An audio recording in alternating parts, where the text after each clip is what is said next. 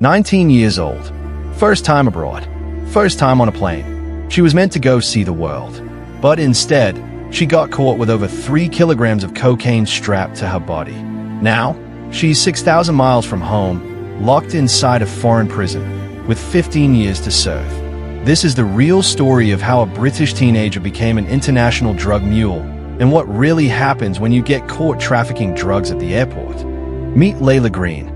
Born and raised in Manchester, England, Layla was your typical working-class teenager. Her life was ordinary. School, TikTok, part-time job at a nail salon. But like a lot of teens, Layla wanted out. She craved something different, something faster. She used to post travel inspiration reels with hashtags like #passportready and #getmout. And in the summer of 2022, someone offered her that escape. A man on Snapchat, older, charming, flashy cars, designer clothes. He told her, "I can get you a free trip to Brazil. All you have to do is pick up a few clothes and fly back. Easy money." He called her baby girl. Layla saw no red flags. In fact, she said yes. 2 weeks later, Layla had a brand new passport and a plane ticket to Sao Paulo. She told her mom she was going with friends, but she flew alone. When she landed, she was picked up by 2 women she'd never met. They took her to a small apartment and told her to stay indoors. For 4 days, she stayed in that room, scrolling Instagram, waiting. On the 5th day, they brought her the package. It was a professionally made body corset, filled with 3.2 kilograms of pure cocaine. "Wear this under your clothes," they said. "Walk slow, act normal." They told her if she got caught, so she didn't know what it was. But Layla knew exactly what it was, and she still went to the airport. Sao Paulo Aguirre International Airport. August 12, 2022. Layla arrived early. Nervous. Sweating. She wore baggy clothing to hide the corset. But security at Aguirre is trained to spot body mules, and Layla, a nervous teenager flying solo on a one-way ticket, checked every box. A female customs officer pulled her aside. Routine inspection. They asked her questions. Why are you in Brazil? Where are your return documents? Why are you alone? Then came the pat-down. One tap on her waist, and everything unraveled. Layla broke down crying. "Please, I was forced." It didn't matter. She was arrested on the spot, charged with international drug trafficking, and taken into custody.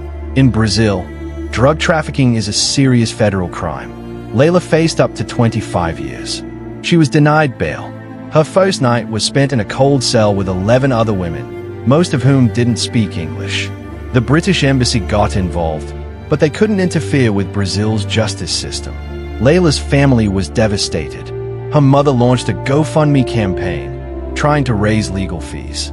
Her lawyer argued she was manipulated, groomed, coerced by a criminal network. But prosecutors said otherwise. She knowingly smuggled over 3 kilograms of narcotics. She was not forced. She participated.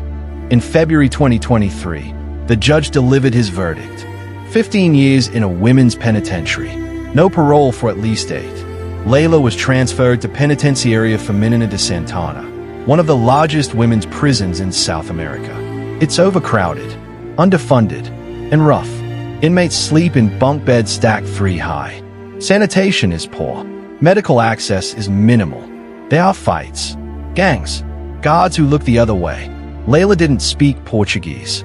She struggled to communicate, but over time, she adjusted. She found 2 other English-speaking inmates, one Nigerian, one South African. They formed a kind of sisterhood. They read books, taught each other languages, even found ways to laugh. But every day, she woke up knowing she wouldn't be home until she was 34.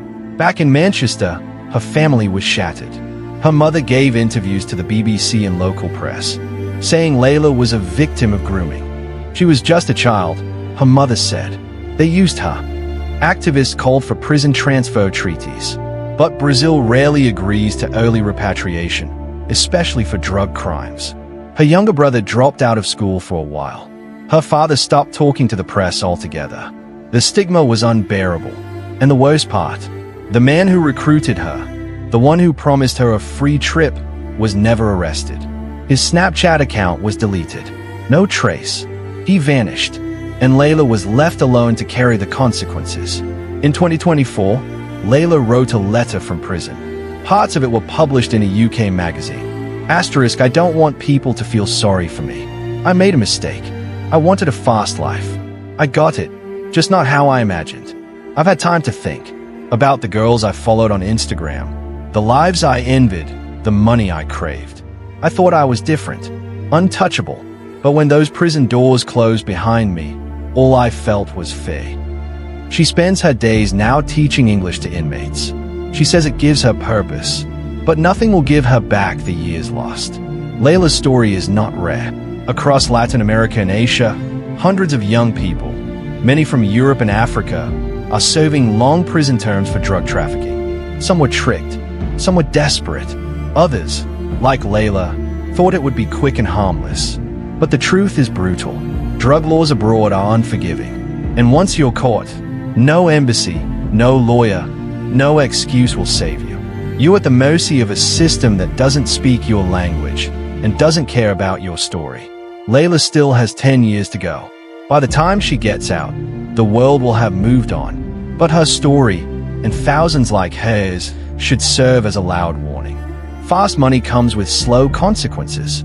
So if anyone ever offers you a free trip, ask what they are not telling you. Because for Layla, that one ticket cost her everything.